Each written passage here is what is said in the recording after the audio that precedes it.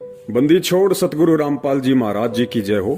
परमपिता परमेश्वर सतगुरु रामपाल जी महाराज जी की सभी आत्माओं को मुझ पवन दास का सत्साई। एक पोस्टर ग्रुपों में दास ने देखा है और पोस्ट भेजने वाले का नाम है शमशेर सिंह, जींद हरियाणा से बताता है अपने आप को।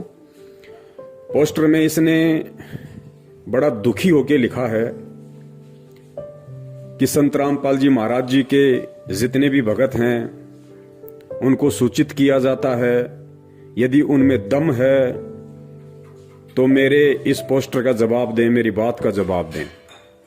आगे ये लिखते हैं कि सन 2006 से लेके 2018 तक मैं संत रामपाल जी महाराज जी से जुड़ा रहा और आज मेरे को सतलोक आश्रम मैनेजमेंट हरियाणा के द्वारा गुरुद्रोही घोषित कर दिया गया, पीला पर्चा निकाल दिया गया। अगर मैं गुरुद्रोही हूं तो भाई सन 2006 से लेके 2018 तक मेरे से जितना भी पैसा संत रामपाल जी महाराज जी के द्वारा या उनकी कमेटी के द्वारा जो दान रूप में लिया गया है, यदि मैं गुरुद्रोही हो गया, मुझे गुरुद्रोही घोषित कर दिया संत रामपाल जी महाराज ने, तो वो मेरा सारा का सारा पैसा ब्याज समेत लौटाएं और इस मैसेज को संत रामपाल जी के सभी भक्तों तक और मैनेजमेंट तक पहुंचा दें। भाई शमशेर सिंह, जींद हरियाणा वाले, पहली बात तो ये कि हम ना तो तेरे नौकर हैं ना हम तेरे बाप के नौकर हैं जो तू कुछ भी पोस्टर के माध्यम से लिख देगा और हम तेरा संदेशवाहक बन के हम तेरा संदेशा पहुंचाते रहेंगे। दूसरी बात, आपने जिक्र किया कि सन 2006 से लेके 2018 तक मैंने जितना भी पैसा दिया मुझे ब्याज समेत लौटाओ।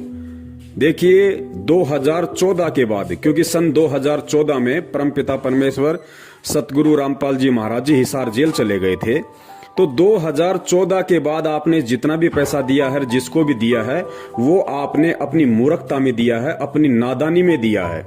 जब हम बता रहे थे कि ये काल के एजेंट हैं, ये संगत को ठग रहे हैं, तो भाई क्यों तूने अपने उन रिश्तेदारों की झोली पैसों से भरी?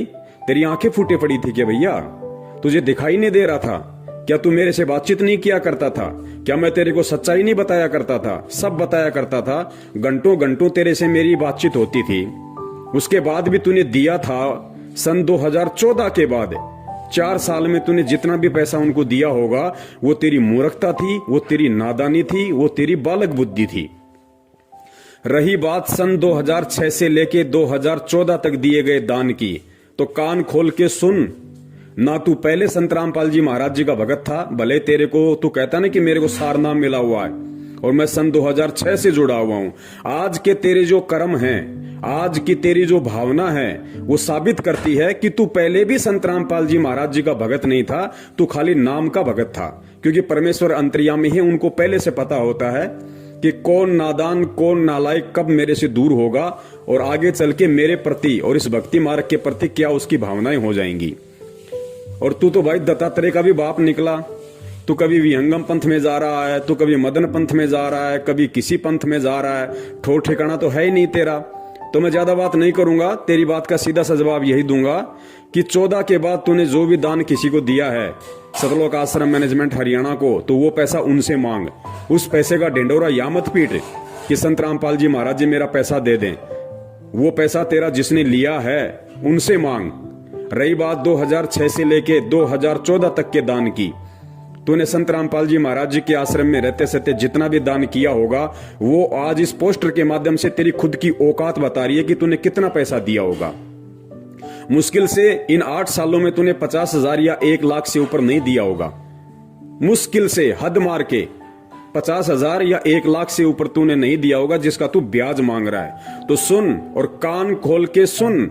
और मैं निवेदन करूंगा सभी भगत भाई बहनों से, जो जो इस ऑडियो को सुन रहे हैं वो सभी ग्रुपों में डाल दें, और विशेषकर जिन जिन ग्रुपों में ये शमशेर जुड़ा हुआ है और वास्तव में ये गुरुद्रोही है, मैं इसको बोलता हूं गुरुद्रोही।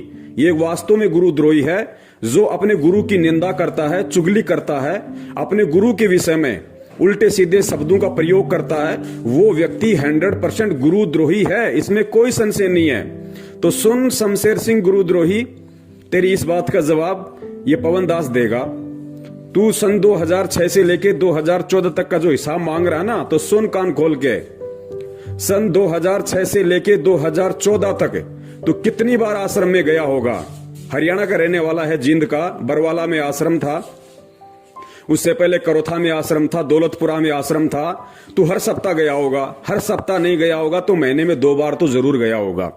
और महीने में 2 बार जब तू वहां गया था और जो तू वहां पे खाया है, तू वहां पे पिया है, तूने वहां पे देसी घी के हलवे खाए हैं, तूने वहां पे शुद्ध दूध की खीर खाई है, तूने वहां पे जो राशन खाया है, तूने जो साबुन का प्रयोग किया, तेल का प्रयोग किया, तूने सर्दियों में रजाई गद्दों का प्रयोग किया है, वो क्या तेरे बाप का पैसा था?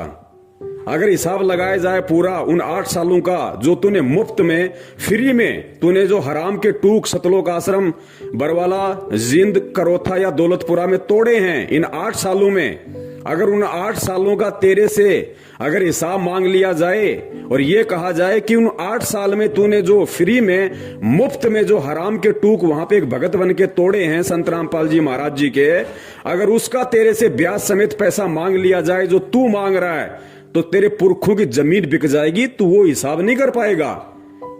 तो ये बालक बुद्धि बंद कर, ये मूर्खता दिखाना बंद कर और अपनी जबान को लगाम दे। और आइंदा इस तरह की बकवाद परम पूज्य सतगुरु रामपाल जी महाराज जी के विषय में ग्रुपों में न डालना। मैनेजमेंट से तेरा क्या रिश्ता है, तेरा क्या नाता है, इससे हमें कोई लेना देना नहीं है। और अगर मांगता है मैनेजमेंट से भी, अगर तू हिसाब किताब मांगता है तो संगत में क्यों चिल्ला रहा भाई? हरियाणा का स्टेट कोऑर्डिनेटर अमन गोदारा और उसका जो सगा भांजा है वो तेरा सगा जवाई है।